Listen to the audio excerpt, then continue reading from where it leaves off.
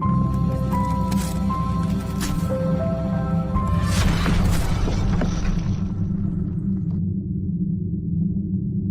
Friends, welcome back to my YouTube channel. साथियों, आज है 4 जुलाई और आज के करंट अफेयर में जो मैंने क्वेश्चन लिया है उसमें से क्वेश्चन नंबर 1 है आपके सामने। तो क्वेश्चन आइए पढ़ते हैं और उसका आंसर जानते हैं।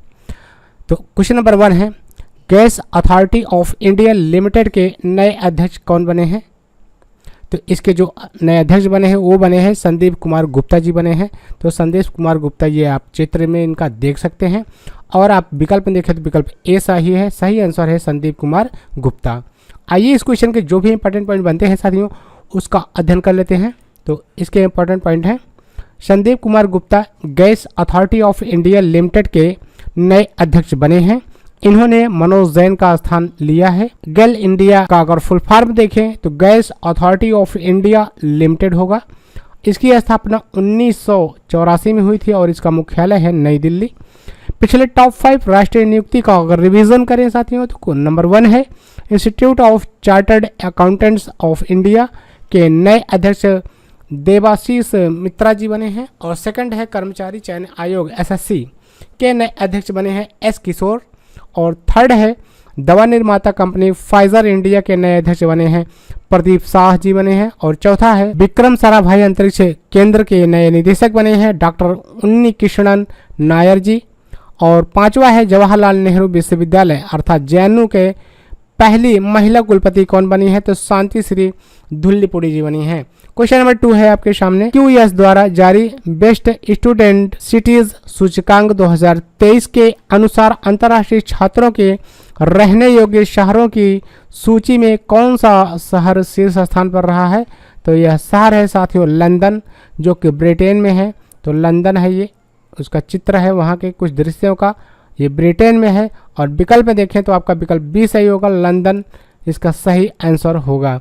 आइए इस क्वेश्चन के जो भी इंपॉर्टेंट बन सकते हैं उनको देख लेते हैं साथियों। तो QS द्वारा जारी बेस्ट स्टूडेंट सिटीज रैंकिंग 2023 के अनुसार अंतर्राष्ट्रीय छात्रों के रहने योग्य शहरों की सूची में लंदन 100 अंकों के साथ शीर्ष स्थान पर रहा है। दूसरा है, यह सूचकांक छात्र सुविधाओं विश्वविद्यालयों के मानक और विदेशों में पढ़ाई करने गए छात्रों की सहूलियतों के आधार पर तैयार किया गया है। इस वैश्विक रैंकिंग में मुंबई 103वें स्थान पर रहा है। इसके बाद बेंगलुरु 114वें और चेन्नई 125वें स्थान पर रहा है।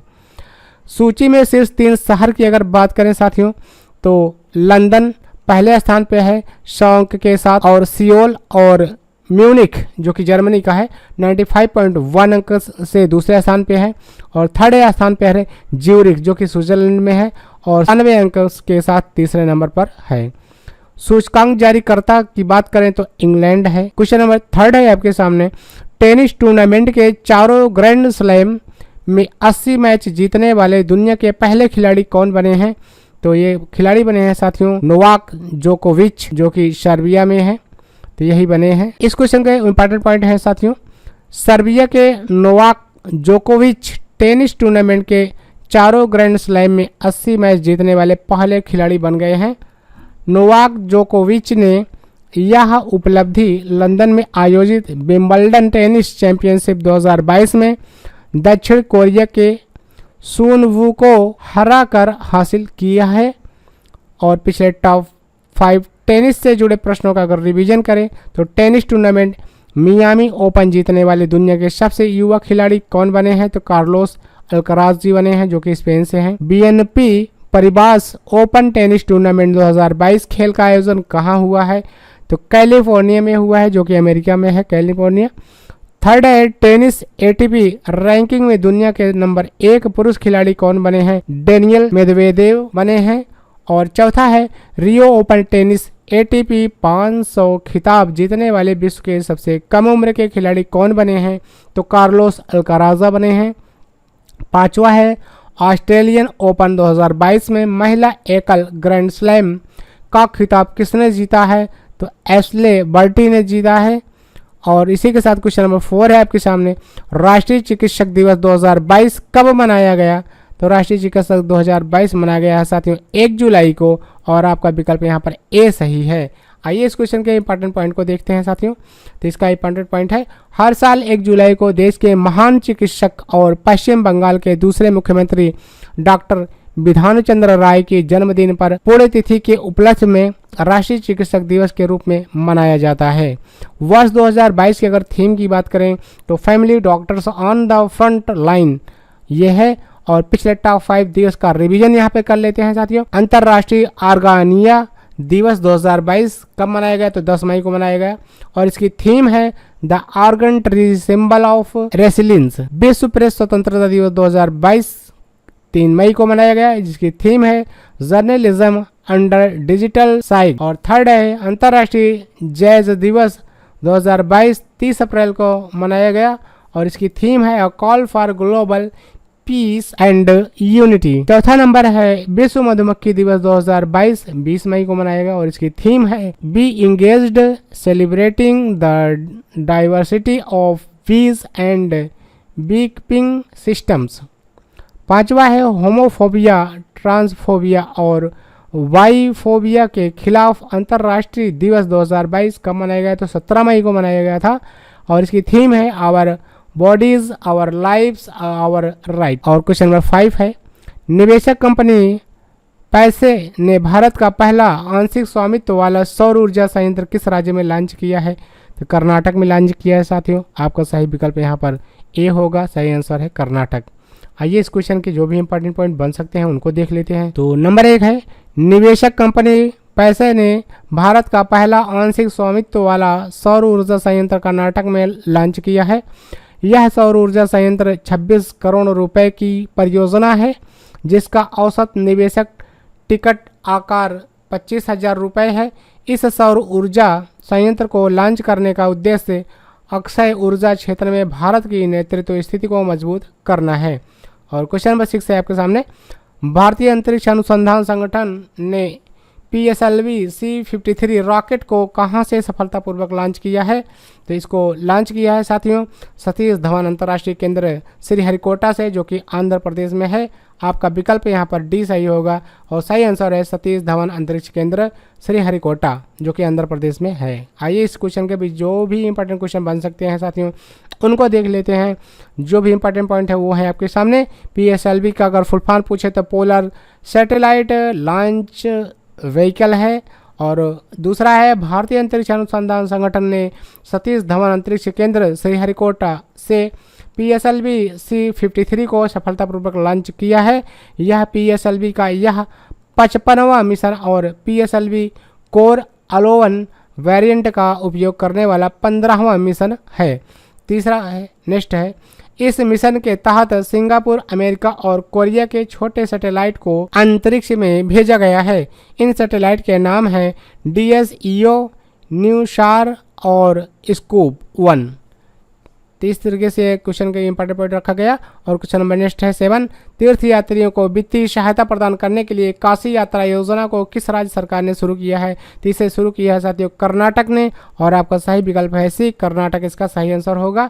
आइए इस क्वेश्चन का भी इंपॉर्टेंट पॉइंट देख लेते हैं साथियों फटाफट। कर्नाटक राज्य सरकार ने वाराणसी में काशी विश्वनाथ मंदिर की तीर्थ यात्रा करने के इच्छुक तीर्थ यात्रियों के लिए काशी यात्रा योजना शुरू की है। और इस योजना के तहत तीर्थ यात्रियों को कर्नाटक राज्य सरकार द्वारा 5,000 रुपये की नगद सहायता प्रदान की जाएगी। कर्नाटक की बात आई है तो आइए कर्नाटक के बारे में जान लेते हैं साथियों।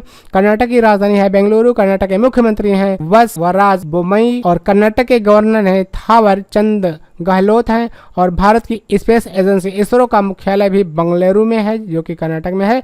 कर्नाटक के मुख्य न्यायाधीश हैं ऋतुराज अवस्थी। और कर्नाटक की लोकसभा सीट 28 है, राज्यसभा सीट 12 है और विधानसभा सीट की अगर बात करें 224 या 225 है। कर्नाटक के 6 पड़ोसी राज्य की बात करें तो महाराष्ट्र, गोवा, केरल, तमिलनाडु, आंध्र प्रदेश, तेलंगाना है। और कर्नाटक के हवाई अड्डे हैं केम्पेगौड़ा अंतर्राष्ट्रीय हवाई अड्डा बेंगलुरु और मैंगलोर अंतर्राष्ट्रीय हवाई अड्डा मैंगलोर। कर्नाटक के प्रमुख बांध है कृष्णा राजा सागर बांध, जो कि कावेरी नदी पर बना है। तुंगभद्रा बांध, जो कि तुंगभद्रा नदी पर बना है। और सुपा बांध काली नदी पर बना है। अलमाटी बांध कृष्णा नदी पर बना है। और हेमवती बांध जो है वो कावेरी नदी पर बना है। अगला है पॉइंट है साथियों कर्नाटक का। कर्नाटक के राष्ट्रीय उद्यान क्या है, तो बांदीपुर राष्ट्रीय उद्यान, बानेरघट्टा राष्ट्रीय उद्यान, अंसी राष्ट्रीय उद्यान, कुद्रेमुख राष्ट्रीय उद्यान, नागरहोल राष्ट्रीय उद्यान राजीव गांधी के नाम से है। और क्वेश्चन नंबर 8 है इसी के साथ, नवी मुंबई एयरपोर्ट का नाम बदलकर नया नाम क्या हो गया है? तो इसका नया नाम हो गया है साथियों डीबी पाटिल अंतर्राष्ट्रीय एयरपोर्ट, और आपका विकल्प ये सही है। तो डीबी अंतर्राष्ट्रीय पाटिल अंतर्राष्ट्रीय एयरपोर्ट यही है। आइए इस क्वेश्चन का भी जो भी इंपॉर्टेंट पॉइंट बनता है साथियों उसको देख लेते हैं। तो महाराष्ट्र के नवी मुंबई एयरपोर्ट का नाम बदलकर नया नाम डीबी पाटिल अंतर्राष्ट्रीय एयरपोर्ट हो गया है। इसके अलावा महाराष्ट्र राज्य सरकार ने अन्य शहरों के नाम बदलने का बड़ा फैसला किया है, जिसमें औरंगाबाद का नया नाम संभाजी नगर और उस्मानाबाद का नया नाम धाराशिव नगर करने का फैसला किया गया है। पिछले टॉप 5 बदले गए नाम का अगर रिवीजन करें तो साथियों नंबर 1 है अंडमान और निकोबार द्वीप समूह स्थित माउंट हैरियट का नाम बदलकर क्या कर दिया गया है? तो माउंट मणिपुर कर दिया गया है। व्हीलर द्वीप जो कि उड़ीसा में है का नाम बदलकर क्या रखा गया है? तो एपीजे अब्दुल कलाम द्वीप रख दिया गया है। और थर्ड है अंडमान निकोबार के हैवलॉक द्वीप का नाम बदलकर क्या रखा गया है? तो स्वराज द्वीप रख दिया गया है। और चौथा है जिम कॉर्बेट टाइगर रिजर्व का नाम बदलकर नया नाम क्या रखा गया है? तो रामगंगा राष्ट्रीय उद्यान कर दिया गया है। पांचवा है अंडमान निकोबार के रास द्वीप का नाम बदलकर क्या रखा गया? तो नेताजी सुभाष चंद्र बोस द्वीप कर दिया गया है। क्वेश्चन नंबर 9 है ईवी चार्जिंग स्टेशनों के बारे में जानकारी प्रदान करने के लिए ईवी मित्र नामक मोबाइल ऐप को किस कंपनी ने विकसित किया है? तो इसको विकसित किया है साथियों इलेक्ट्रिसिटी सप्लाई कंपनी लिमिटेड ने, जो कि कर्नाटक की है। और आपका विकल्प यहाँ पर डी सही हो जाएगा। तो ईवी मित्रा यही है ऐप, ईवी मित्रा, इसी को लॉन्च किया है Bengaluru electricity supply company limited ने। आइए इस क्वेश्चन के भी इंपॉर्टेंट पॉइंटों को देख लेते हैं साथियों। तो Bangalore electricity supply company limited ने बेंगलुरु में ईवी चार्जिंग स्टेशनों के बारे में जानकारी प्रदान करने के लिए ईवी मित्र नामक मोबाइल ऐप को विकसित किया है। इस ऐप में इलेक्ट्रिक वाहनों को रिचार्ज करने के लिए प्रत्येक स्टेशन में शुल्क की जानकारी का भी उल्लेख किया गया है। उपयोगकर्ता इस ऐप का उपयोग इलेक्ट्रिक वाहन स्टेशन में अग्रिम रूप से स्लॉट बुक करने के लिए कर सकते हैं। और क्वेश्चन नंबर 10 है आपके सामने, वस्तु एवं सेवा कर दिवस 2022 कब मनाया गया है? तो यह मनाया गया है साथियों 1 जुलाई को। और आपका विकल्प डी सही है, यहाँ पर 1 जुलाई इसका सही आंसर है। जीएसटी डेज मनाया गया कब? 1 जुलाई को। आइए इस क्वेश्चन के इंपॉर्टेंट पॉइंट के बारे में जान लेते हैं साथियों। तो भारत में 1 जुलाई को वस्तु एवं सेवा कर दिवस के रूप में मनाया जाता है। इस वर्ष भारत 5वां जीएसटी दिवस मना रहा है। भारत सरकार द्वारा 1 जुलाई 2018 को पहला जीएसटी दिवस मनाया गया था। वस्तु एवं सेवा कर का एक अप्रत्यक्ष कर है जो भारत को एक एकीकृत बाजार बनाता है। वस्तु एवं सेवा कर या जीएसटी से जुड़े टॉप 5 प्रश्न निम्न हैं। भारत में वस्तु सेवा कर कब लागू कर दिया गया था? तो 1 जुलाई 2017 को लागू कर दिया गया था। दूसरा है भारत जीएसटी लागू करने वाला कौन सा देश है? तो 161वां देश है। और जीएसटी लागू करने वाला भारत का प्रथम राज्य कौन सा है? तो असम है। संविधान के किस अनुच्छेद के तहत जीएसटी परिषद का गठन किया गया है? तो अनुच्छेद 279A के तहत इसका गठन किया गया है। भारत में जीएसटी लागू करने का सुझाव दिया था किसने? तो विजय केलकर समिति ने दिया था। तो विजय केलकर समिति को याद रखिएगा जीएसटी के लिए। आइए अगले क्वेश्चन की तरफ चलते हैं। तो आज के जो अन्य महत्वपूर्ण प्रश्न बनते हैं वो आपके सामने हैं साथियों।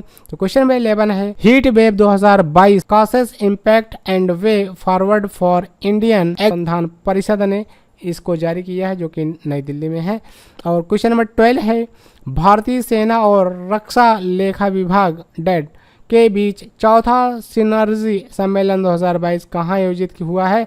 तो नई दिल्ली में हुआ है साथियों। और क्वेश्चन नंबर 13 है चार्टर्ड अकाउंटेंट्स दिवस 2022 CADS कब मनाया गया?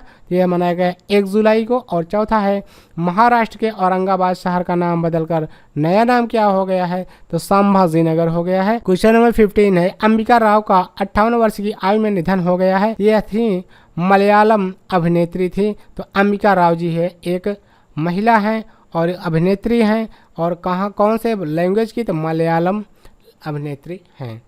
आइए आज के स्टैटिक जीके की तरफ चलते हैं साथियों। तंजौर का बृहदेश्वर मंदिर किसने बनवाया था? राज राजा प्रथम ने बनवाया था, जो कि चोल शासक थे। और दूसरा है, बैरोमीटर के पठन में तेजी से गिरावट किस बात का सूचकांक होता है? तो तूफान का होता है। बैरोमीटर में पठन अगर नीचे गिर रहा है तेजी से तो तूफान आने की संभावना होती है। तीसरा है, उज्जैन किस नदी के किनारे बसा है? तो शिप्रा नदी के किनारे बसा है। तुलसीदास कृत रामचरितमानस हिंदी भाषा की किस बोली में लिखी गई है? तो अवधी भाषा में लिखी गई है। और पांचवा है, द्रव सभी दिशाओं में समान दाब पारित करता है, यह कथन किस नियम से संबंधित है? तो पास्कल का नियम से संबंधित है। क्वेश्चन नंबर 6 है, विश्व का सबसे ऊंचा ज्वालामुखी पर्वत कोटोपैक्सी कहाँ स्थित है? तो दक्षिण अमेरिका के इक्वाडोर में स्थित है। 7 है, क्लोरोफिल का खनिज घटक क्या है? तो मैग्नीशियम है। और 8वां है, चीनी यात्री वेनशांग ने किस विश्वविद्यालय में अध्ययन किया था? तो नालंदा विश्वविद्यालय में अध्ययन किया था। और क्वेश्चन नंबर 9 है, अंतर्राष्ट्रीय मानव अधिकार दिवस कब मनाया जाता है? तो 10 दिसंबर को मनाया जाता है साथियों। और क्वेश्चन नंबर 10 है, किस विटामिन में कोबाल्ट होता है? तो विटामिन B12 में कोबाल्ट होता है। तो इस तरीके से आज के करंट अफेयर और स्टैटिक जीके के क्वेश्चन को मैंने रखा आपके लोगों के सामने। ये बेहतरीन कलेक्शन है साथियों, आप इसको पढ़कर तो देखिए, 1-2 बार पढ़िए कॉपी पे। हमने जो इंपॉर्टेंट आपको लगता है आपके एग्जाम की दृष्टि से, क्योंकि भाई हम तो सारे एग्जामों को ध्यान में रख के बनाते हैं। फिलहाल आपका जो भी एग्ज़ाम है उससे रिलेटेड आपको लगता है, जो हालांकि सभी क्वेश्चन इंपॉर्टेंट होते हैं, तो आपका अगर लगता है कि क्वेश्चन इंपॉर्टेंट है तो वो क्वेश्चन आप नोट करते जाइए। और जो स्टैटिक जीके है उसको पूरा का पूरा 10 याद कर लीजिए, आपका काम बन जाएगा साथियों। सफलता जब हाथ लग जाएगी तब आप कहेंगे कि हाँ मैंने सही जगह पढ़ा था। तो मिलते हैं साथियों नेक्स्ट करंट अफेयर के वीडियोज़ में, तब तक के लिए थैंक यू, बाय बाय।